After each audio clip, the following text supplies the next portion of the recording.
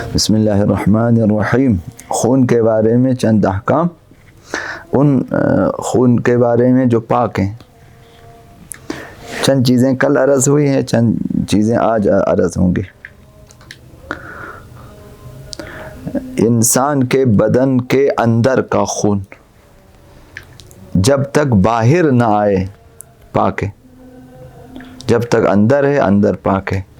تو آپ نہیں کہہ سکتے جسم کا اندر نجس ہے، جسم کا اندر نجس نہیں ہے، خون باہر آنے کے بعد نجس ہے۔ لہٰذا اگر آپ ٹیکا لگائیں، سیوی جو ہے ٹیکے کی سیوی بدن کے اندر رگ میں ڈال دیتے ہیں خون میں، اور اگر باہر نکالے، باہر اگر خون نہیں لگا ہوا تو وہ پاک ہے۔ خون کے اندر جانے کے بعد وہ باہر آیا اور اس پہ خون نہیں لگا ہوا، جب نہیں لگا ہوا بس پاک ہے۔ تو بدن کے اندر کا خون جب تک خارج نہ ہو پاک ہے۔ کل جس طرح سے عرض کیا کہ منہ کا جو اندرونی حصہ ہے وہ بھی بدن کا اندرونی حصہ ہے، تو وہاں پر خون مثلا مسوڑوں سے، دان سے خون آ جائے اور وہ خون اتنا کم ہو کہ لعاب دہن کے ساتھ مخلوط ہو کر ختم ہو جائے تو منہ بھی پاک ہے، وہ لعاب دہن بھی پاک ہے اور وہ منہ بھی پاک ہے۔ دھونے کی ضرورت نہیں ہے، غوطہ کرنے کی ضرورت نہیں ہے، مگر یہ کہ اندر کوئی اور چیز بھی ہو، مثلا لقمہ رکھا ہوا، یا مثلا کوئی اور روٹی کا ٹکڑا ہے، یا مثلا ٹافی ہے، یا مثلا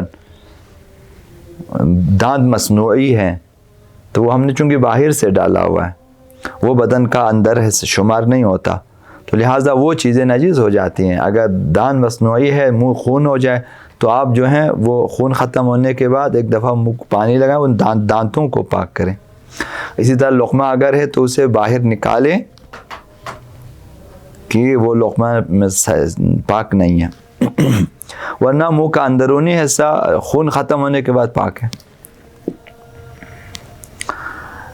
نمبر 2، ان حیوانات کا خون پاک ہے جن میں زیادہ خون نہیں ہوتا، خون جہندہ نہیں ہوتا، پاک ہے۔ مثلا مچھلی کا خون، عام مچھلیاں، چھوٹی مچھلیاں جن میں، بڑی مچھلیوں میں بھی بہنے والا خون نہیں ہوتا، جس طرح جانوروں میں جو ہے آپ ذبح کریں تو تیزی سے خون نکلتا ہے، اس طرح کا خون نہیں ہے مچھلی میں، تو وہ خون پاک ہے۔ آپ مچھلی کو کاٹیں، آپ ہاتھ دیکھیں کہ تھوڑی بہت خون مثلا کہیں کہیں سے ہو جاتا ہے تو پاک ہیں، وہ نجس نہیں ہے۔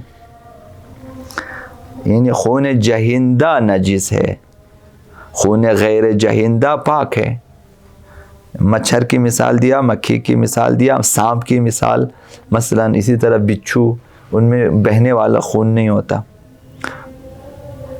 تو پاک ہے۔ اور 3، حشرات کا خون، یہ بھی کل عرض کیا،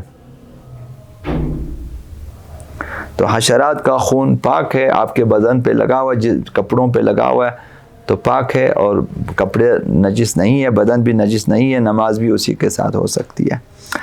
اور 4، یہ بھی کل عرض کیا کہ مرغی کے انڈوں میں کبھی اگر خون نظر آ جائے، بعض فقہا کے نزدیک کہ پاک ہے، وہ جو خون کا قطرہ یا دبا نظر آتا ہے وہ بعض فقہا کے نزدیک پاک ہے، تو اگر ہم انہی فقہا کی تقلید میں ہو تو وہ کھا سکتے ہیں۔ بہرحال یہ اسلام نے بیان کہ عموماً لوگ جو نہیں کھاتے، البتہ بیکریوں میں یا پھر ہوٹلوں میں جس طرح مخلوط ڈالے، دیکھتے کب ہیں، وہ توڑتے ہیں ڈالتے جاتے ہیں، مثلا وہ تو خراب بھی ہے تو نہیں دیکھتے، وہ ڈالتے ہیں، وہ تو وہ پاک ہیں۔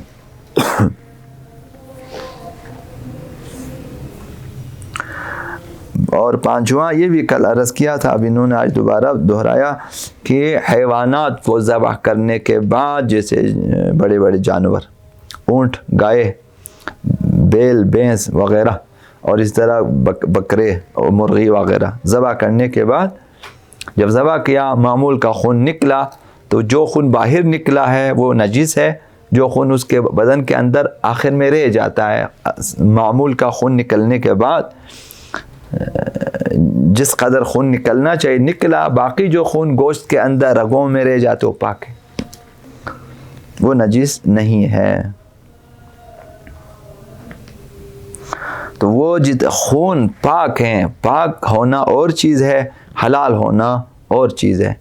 تو اگر آپ کو خون ملے مثلا حیوانات کے رگوں میں تو کھانا حرام ہے، کھانا جائز نہیں ہے، آپ اسے مطلب پاک ہے، آپ نکال کے پھینک دیں، باقی سالن گوشت وغیرہ نجس نہیں ہوتا، لیکن اسے ہم نہیں کھا سکتے۔ مثلا دل کو آپ چیریں گے بعد میں تو حیوانات کے دل میں خون ہوتے، خون کا لوتھڑا ہوتا ہے، تو آپ اسے پھینک دیں گے، باقی گوشت نجس نہیں ہے، آپ ہاتھ سے صاف کریں پاک ہے وہ، لیکن کھانا حرام ہے خون کا۔ تو آپ جو ہیں اس لیے ہاتھوں کو دھو لیں کہ وہ خون ختم ہو جائے، نہ کہ نجس ہے، کہ وہ نجس نہیں ہے، آپ کپڑے سے بھی صاف کریں تو ہاتھ صاف ہو جائے گا، کپڑا نجس نہیں ہے، وہ جو دل کے اندر جو خون ہے مثلا وہ پاک ہے۔